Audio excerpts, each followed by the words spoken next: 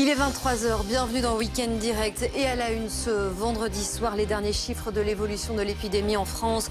Pendant combien de temps encore le nombre de contaminations va-t-il augmenter? Plus de 7000 nouveaux cas enregistrés ces dernières 24 heures. Une progression exponentielle, disent les autorités ce soir. Ces mots doivent-ils nous inquiéter? Et si oui, dans quelle mesure?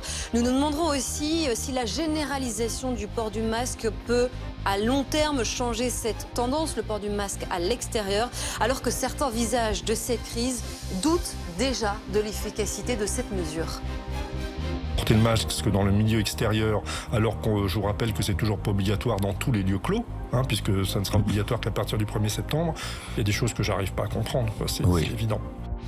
Autre thème que nous allons aborder dans Week-end Direct, l'insécurité. Et cette question, sommes-nous vraiment confrontés ces derniers mois à une recrudescence de la violence, comme l'affirme l'opposition? Une grande majorité de Français, c'est ce que disent les derniers sondages, se sentent en insécurité. Et face à ça, le gouvernement en fait-il assez? Le ministre de l'Intérieur a-t-il trouvé les mots justes ces dernières semaines?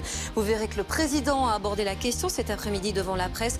Nous en parlerons ce soir, car de nouveaux faits divers ont rythmé l'actualité de ces dernières heures, du côté de Lyon, mais aussi de Nancy. Et puis toujours, aucun individu interpellé après la multiplication des mutilations de chevaux. Au moins 15 cas recensés à travers toute la France.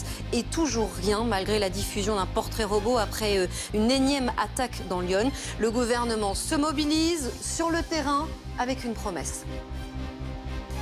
Justice sera faite pour toutes celles et ceux qui sont victimes de ces actes de cruauté. Voilà donc pour le sommaire. Week-end Direct, c'est parti.